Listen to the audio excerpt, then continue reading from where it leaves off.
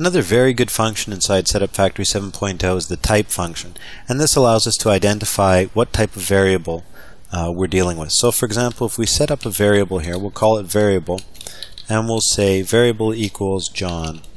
And let's go ahead and just set up a dialog message now to check out what type of variable that is.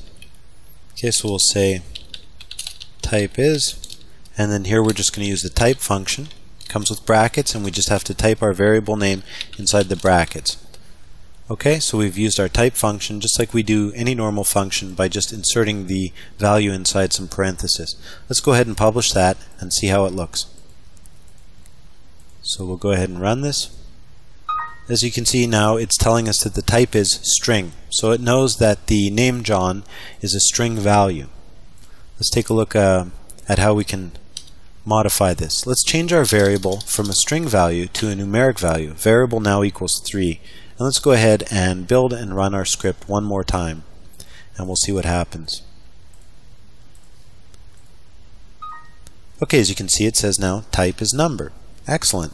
So it's actually tracking what type of variable we have here. Let's take a look at one more quick example, and then we'll take a look at the list of suitable types. So let's this time we'll create it into a table by adding several values inside curly braces here.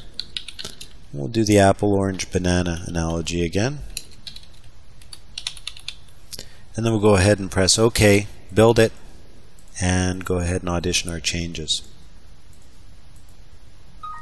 As you can see, it tells us the type is table. So this is a pretty reliable way to figure out what type of variable you're dealing with. Now, let's go back to our actions here. The valid types are nil, number, string, boolean, table, and function. So what do you suppose will happen if we don't set this variable at all? If we just go ahead and use our type function before we've even set the variable. And we'll take a look at this. Will be our final example of the type function. See what happens. And as you can see, we get the nil value. So this is even a great way to test and see if a variable even exists.